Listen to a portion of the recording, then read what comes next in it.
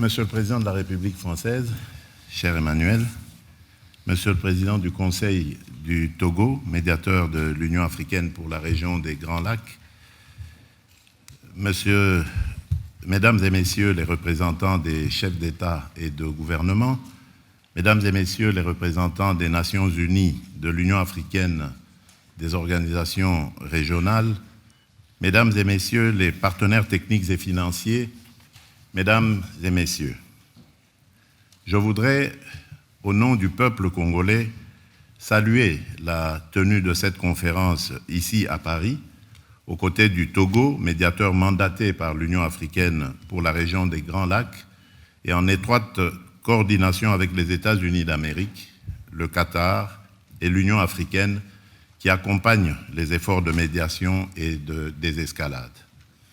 Votre présence est un acte politique, mais aussi et surtout un acte moral. Elle signifie que la souffrance humaine qui ravage l'Est de la République démocratique du Congo n'est pas ignorée. Elle signifie que la paix et la dignité des peuples des Grands Lacs engagent la communauté internationale tout entière. Car si nous sommes réunis aujourd'hui, c'est d'abord pour répondre à une triple urgence. L'urgence humanitaire, l'urgence sécuritaire et plus encore l'urgence de la paix. Mais notre responsabilité va au-delà de la gestion de l'immédiat. Il s'agit de jeter les bases d'une stabilité durable fondée sur 3 piliers indissociables.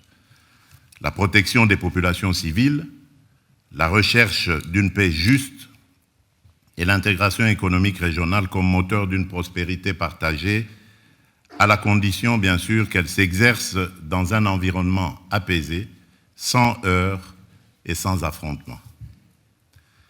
Mesdames et Messieurs, depuis plus de 30 ans, l'Est de la République démocratique du Congo saigne d'une plaie qui n'a jamais été refermée. Ce n'est pas une crise passagère, c'est une tragédie qui a déplacé des millions de femmes, d'hommes et d'enfants, détruit des vies, brisé des familles, affaibli le tissu social et compromis l'avenir de toute une génération. La République démocratique du Congo fait aujourd'hui partie des pays les plus durement frappés par les déplacements internes, avec des millions de personnes contraintes de fuir les violences, notamment dans les provinces du Nord et du Sud Kivu. Cette situation dramatique est aggravée par la dégradation des infrastructures, l'insuffisance des financements pour l'aide humanitaire et la recrudescence des maladies. Les besoins sont immenses et immédiats. Protection des civils, prise en charge psychosociale, accès aux soins de santé, continuité éducative, sécurité alimentaire, accès à l'eau potable et à l'assainissement. Les données sont accablantes. En 2024, 26 millions de personnes en République démocratique du Congo étaient en situation d'insécurité alimentaire aiguë et près d'un enfant sur 2 de moins de 5 ans souffrait de malnutrition chronique. À la 45e semaine épidémiologique de 2024, 445 zones de santé sur 519 avaient déjà rapporté des cas de choléra et ou de Mpox.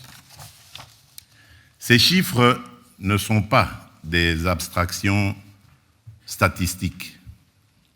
Ils décrivent une urgence humanitaire absolue.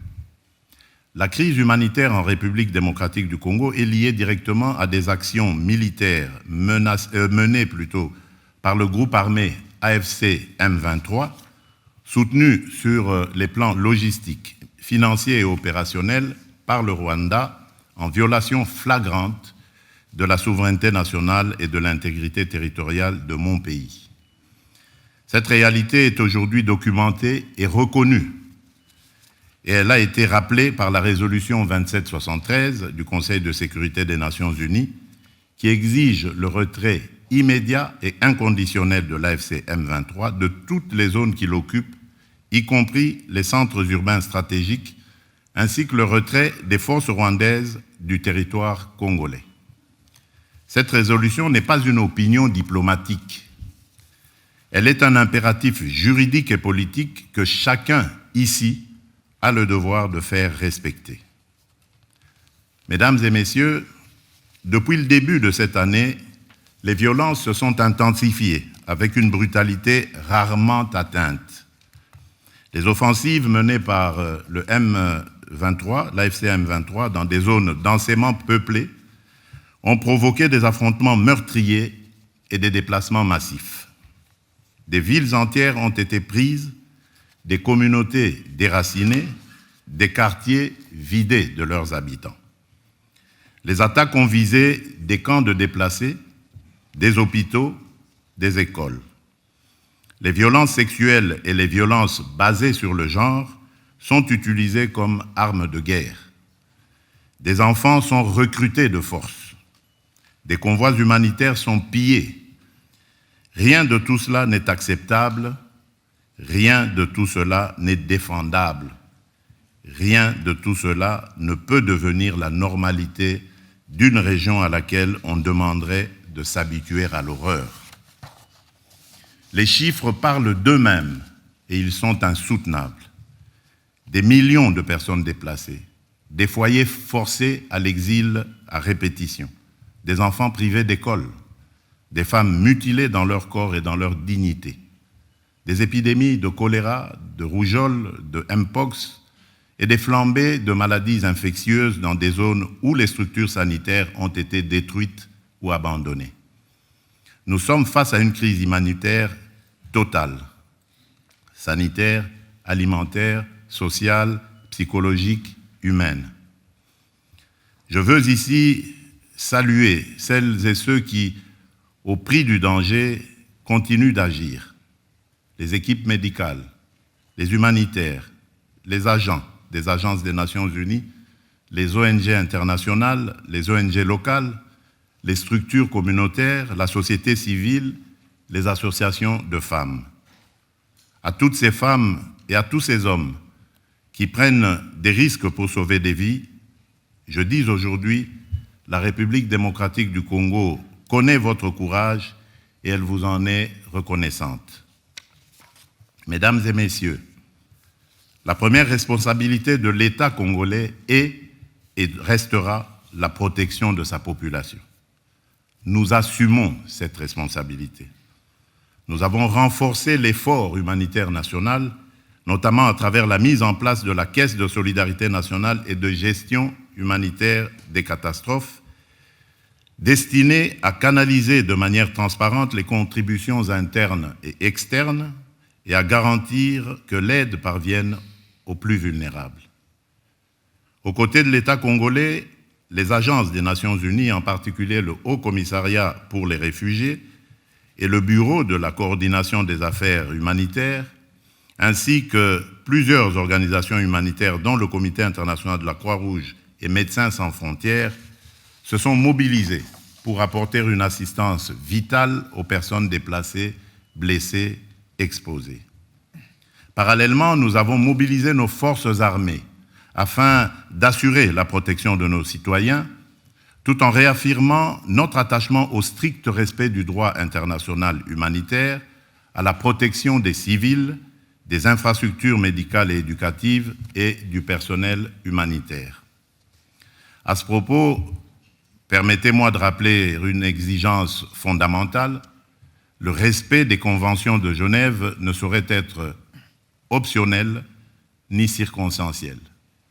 Il doit redevenir une exigence universelle, non négligeable et non négociable. Mais nous savons aussi que, face à l'ampleur du drame, nos propres moyens ne suffisent plus. C'est pourquoi nous sommes ici, pour solliciter une mobilisation exceptionnelle. Je formule aujourd'hui devant vous 3 demandes et 3 offres.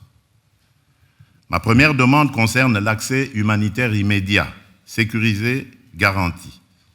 Nous avons besoin de toute urgence de voies humanitaires sûres pour acheminer soins, nourriture, eau, abri et assistance psychologique aux populations prises au piège.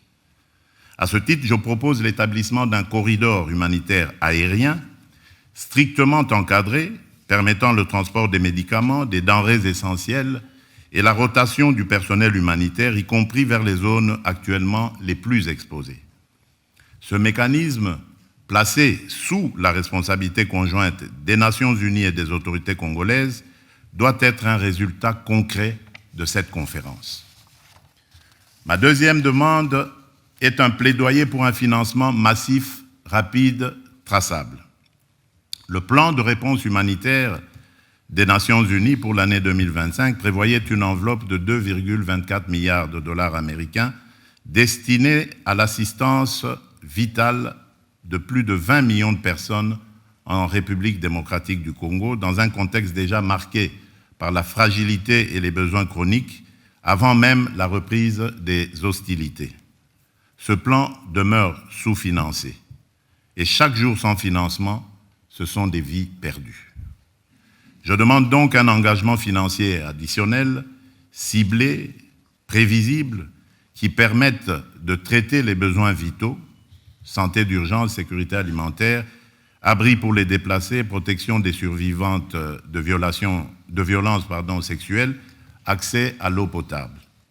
Ce financement ne doit pas être vu comme une aide ponctuelle, mais comme un investissement pour empêcher l'effondrement humanitaire d'une région stratégique pour la paix du continent. Ma troisième demande touche à l'alignement politique. Je souhaite que chaque partenaire ici présent, chaque État, chaque organisation régionale ou internationale s'engage à soutenir l'application effective de la résolution 2773 du Conseil de sécurité et à appeler clairement et sans ambiguïté au retrait de l'AFCM 23 des zones qui l'occupent et au retrait des forces étrangères non invitées du territoire congolais.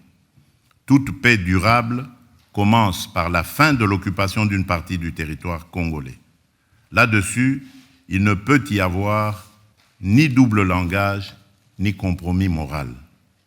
En contrepartie, la République démocratique du Congo prend devant vous 3 engagements clairs. Premier engagement, reconstruire.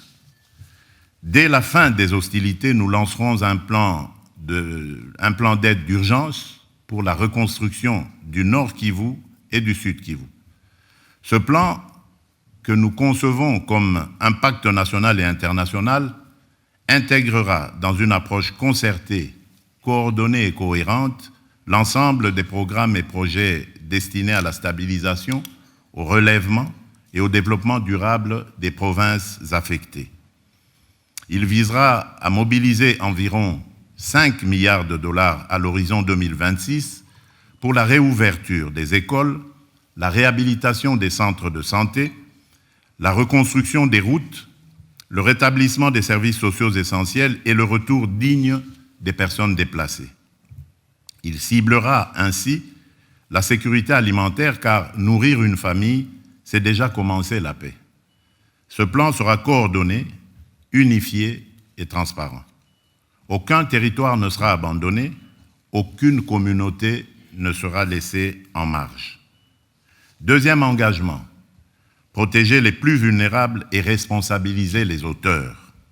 Nous allons renforcer notre cadre juridique relatif à la protection des déplacés et des victimes de catastrophes humanitaires, notamment par l'intégration en droit national de la Convention de Kampala de l'Union africaine et l'adoption d'un dispositif légal pérenne de financement de l'action humanitaire et de réduction des risques.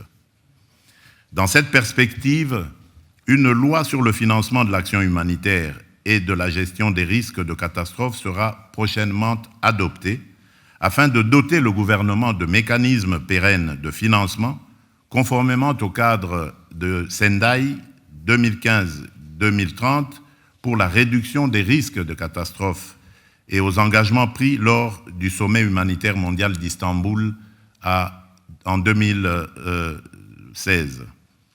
Nous veillerons à ce que les survivantes de violences sexuelles soient reconnues comme victimes de guerre, accompagnées, soignées et réparer. Je tiens à rappeler que la redevabilité constitue une exigence fondamentale de la paix durable. Les administrations parallèles instaurées par l'AFC M23, les violations graves des droits humains et les atteintes aux civils ne resteront pas impunies. Des poursuites seront engagées dans le respect du droit international contre tous ceux qui se rendent coupables de crimes à l'encontre du peuple congolais. Troisième engagement, transformer la crise en levier de stabilité régionale. Nous ne venons pas seulement demander de l'aide humanitaire, nous venons défendre une vision politique. La paix durable dans les Grands Lacs ne sera possible que si la région choisit l'intégration économique et la prospérité partagée plutôt que le pillage et la prédation. L'avenir de la région ne peut pas être fait de trafics transfrontaliers illégaux d'or, de coltan ou de cobalt, alimentant des groupes armés. Il doit être fait de coopération économique formelle, d'infrastructures interconnectées, d'industrialisation locale, de valeur ajoutée créée sur le continent et d'opportunités offertes à la jeunesse. C'est cela, la paix durable. La sécurité est nécessaire à la prospérité. Mais la prospérité, elle aussi, est une condition de la sécurité. Mesdames et messieurs, ce qui se joue ici à Paris dépasse les frontières de la République démocratique du Congo. Il s'agit de savoir si la communauté internationale est prête à protéger des vies civiles aujourd'hui, pas seulement à commenter leur sort demain. Il s'agit aussi de savoir si nous sommes capables de reconnaître que la paix n'est pas un geste charitable, mais un investissement collectif dans la stabilité d'une région entière de l'Afrique centrale et orientale au cœur des équilibres du continent. Je voudrais, en terminant, m'adresser non seulement au gouvernement, mais au peuple français, au peuple togolais, aux peuples africains, aux peuples amis, à tous ceux qui nous écoutent. Je vous demande une chose simple, ne détournez pas le regard. Derrière chaque statistique que nous citons aujourd'hui, il y a un enfant qui dort sous une bâche au lieu d'un toit. Il y a une mère qui a fui sans rien emporter d'autre sauf la main de son enfant. Il y a une communauté qui refuse de mourir parce qu'elle croit encore en l'idée la plus simple, la plus belle et la plus juste, vivre en paix chez soi. Ce que nous demandons, c'est la vérité. Ce que nous demandons, c'est la justice. Ce que nous demandons, c'est la paix, une paix durable. La République démocratique du Congo prend ses responsabilités. Nous vous demandons aussi de prendre les vôtres. Je vous remercie.